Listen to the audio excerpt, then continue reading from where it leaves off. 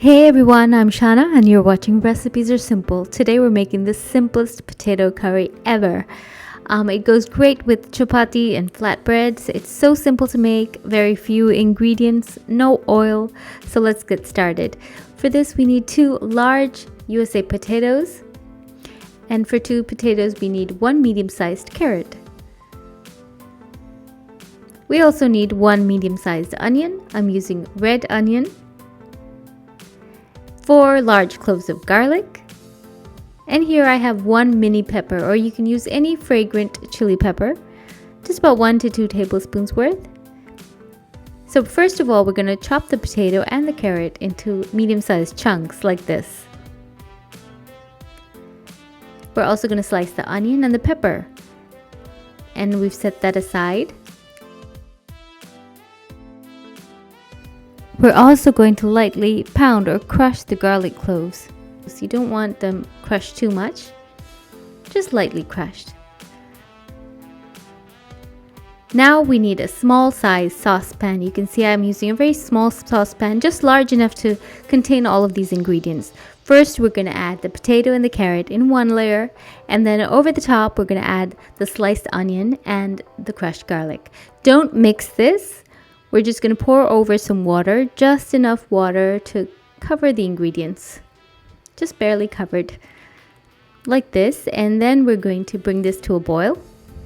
You can see I haven't added the mini peppers yet.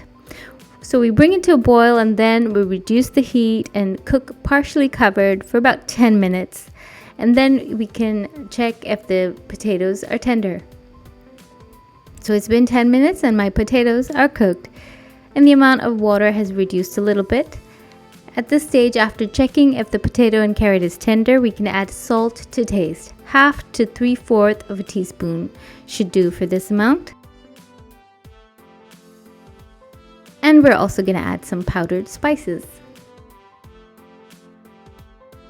The powdered spices we're using are 2 teaspoons of coriander powder, 1 teaspoon of mild chili powder, 1/4 teaspoon of turmeric powder, 1/2 teaspoon of garam masala. Please check the link in the description for my favorite garam masala, as well as 1/2 teaspoon of aniseed or fennel powder. We're also going to add at this stage the sliced mini peppers. Give this a good mix and just allow the spices to cook in there for about a minute. So it's been simmering for just about a minute. There should be very little gravy left at this stage.